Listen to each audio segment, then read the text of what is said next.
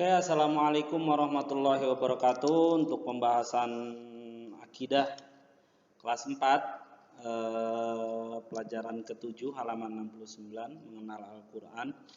Sebelum kita mulai belajar pada kesempatan kali ini, mari kita awali dengan baca doa masing-masing di rumah. Silahkan baca doa dimulai.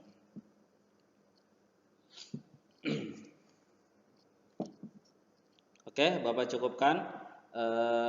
Sekarang silahkan memperhatikan ke layar HP-nya masing-masing atau ke layar komputernya masing-masing. Dan untuk membuka bukunya di halaman 69, yaitu mengenal Al-Quran. Oke, pembahasan kita kali ini yaitu mengenal Al-Quran. Untuk pembahasan pekan lalu kita sudah selesai, yaitu mengenal kitab-kitab Allah. Sebagaimana yang sudah kita ketahui bersama bahwa Allah menurunkan kitab ada 4, Al-Quran, ada kitab Jabur, Taurat, Injil, dan Al-Quran ada 4. Dan masing-masing kitab itu diturunkan kepada nabi masing-masing. Kitab Jabur kepada nabi siapa, Injil kepada nabi siapa, Taurat kepada siapa, dan Al-Quran kepada nabi siapa. Kemudian pembahasan spesifik yaitu Al-Quran. Al-Quran ini merupakan sebuah merupakan kitab yang diturunkan oleh Allah Subhanahu wa taala atau kalamullah, yang perkataan-perkataan Allah yang diturunkan kepada Nabi Muhammad sallallahu alaihi wasallam. Oke. Untuk pembahasan kali ini kita mengenal Al-Qur'an, dan Al-Qur'an adalah merupakan kitab yang diturunkan terakhir oleh Allah Subhanahu wa taala kepada Nabi Muhammad sallallahu alaihi wasallam. Oke, kita langsung buka bukunya di halaman 70. Kita langsung mulai saja. Oke, di halaman 70. Dilihat bukunya. Udah dibuka semua ya di halaman 70. Oke, yaitu pengertian beriman kepada Al-Qur'an. Nah, di situ di bukunya pengertian beriman kepada Al-Qur'an, di sini disebutkan Al-Quran adalah salah satu kitab suci yang diturunkan oleh Allah kepada hambanya sebagai pedoman hidup di dunia.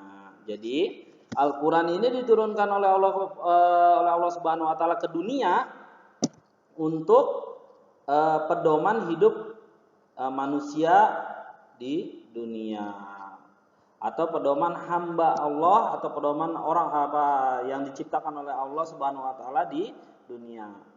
Beriman kepada Al-Qur'an. Oke, kita lanjut. Beriman kepada Al-Qur'an merupakan kewajiban bagi manusia. Jadi, kita wajib mengimani Al-Qur'an. Itu ya. Jadi, pengertian beriman kepada Al-Quran. Al-Quran adalah satu kitab suci yang diturunkan oleh Allah kepada hambanya sebagai pedoman hidup di dunia. Beriman kepada Al-Quran merupakan kewajiban bagi setiap manusia. Oke, kita lanjut ya. Selanjutnya yaitu tujuan diturunkannya Al-Quran. Oke, kita bahas. Tujuan diturunkannya Al-Quran untuk menyempurnakan kitab-kitab maupun suhuf-suhuf sebelumnya, atau suhuf-suhuf sebelumnya. Al-Quran diturunkan untuk menyempurnakan kitab maupun suhuf-suhuf sebelumnya. Oke, kita sudah bahas sebelumnya, pertemuan selanjutnya yaitu mengenai suhuf-suhuf. Apa itu suhuf? Yaitu perkataan atau pujian-pujian Allah Subhanahu wa taala yang diturunkan berupa lembaran-lembaran. Oke, itu suhuf ya. Oke, di sini Al-Quran diturunkan untuk menyempurnakan kitab-kitab maupun suhuf-suhuf sebelumnya. Al-Quran diturunkan kepada Nabi Muhammad SAW.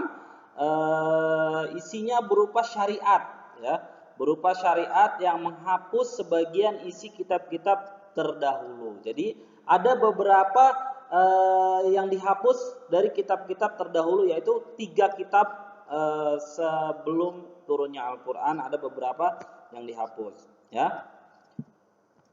Al-Quran ini abadi untuk sepanjang zaman, sebab isinya lengkap dan menyeluruh.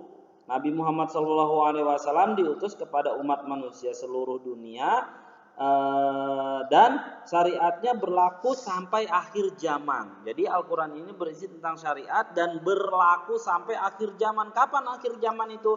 Sampai hari kiamat. Jadi Al-Quran sampai hari kiamat akan tetap berlaku. Itu ya. Jadi yang bagian B kita sudah membahas tentang tujuan diturunkannya Al-Quran, yaitu, oke sebentar, tujuan diturunkan Al-Quran untuk menyempurnakan kitab-kitab maupun suhuf-suhuf sebelumnya, dan Al-Quran diturunkan kepada Nabi Muhammad SAW. Oke, itu ya. Jadi pembahasan bagian A tadi pengertian beriman kepada Allah. Kemudian yang kedua yaitu tujuan diturunkannya Al-Quran. Boleh dibuka bukunya halaman 70, sambil dibuka bukunya halaman 70 ya. Jadi tujuan diturunkannya Al-Quran yaitu untuk menyempurnakan kitab-kitab maupun suhuf-suhuf sebelumnya. Dan ingat, Al-Quran diturunkan kepada Nabi Muhammad SAW berupa syariat ya. Berupa syariat atau perintah dan beberapa menghapus isi kitab-kitab sebelumnya, dan Al-Quran ini berlaku sampai hari akhir ya, pedoman hidup kita sampai hari akhir, sampai kita sampai bahasanya Allah menghancurkan dunia dan isinya ini. Kemudian yang ketiga yaitu bagian C, dibuka bukunya halaman 70. Al-Quran adalah mukjizat Nabi Muhammad SAW. Mukjizat Nabi Muhammad Sallallahu Alaihi Wasallam. Oke, Al-Quran diturunkan secara bertahap. Ya, Al-Quran merupakan mukjizat terbesar Nabi Muhammad Sallallahu Alaihi Wasallam. Al-Quran adalah mukjizat baik pada lafaz, makna maupun pada perintah gaib tentang hal-hal terdahulu dan yang akan datang. Jadi Al-Quran juga merupakan mukjizat pada kebijakan, hukum-hukum dan semua yang terkandung di dalamnya. Itu ya.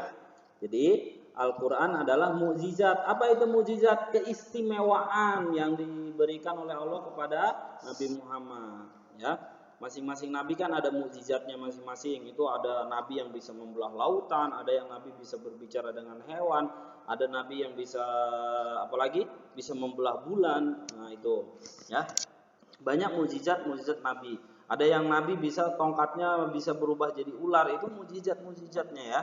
Nah salah satu mukjizat Nabi Muhammad SAW adalah mukjizatnya yaitu diturunkannya Al-Quran kepada Nabi Muhammad SAW. Dan ini merupakan mukjizat terbesar Nabi Muhammad SAW.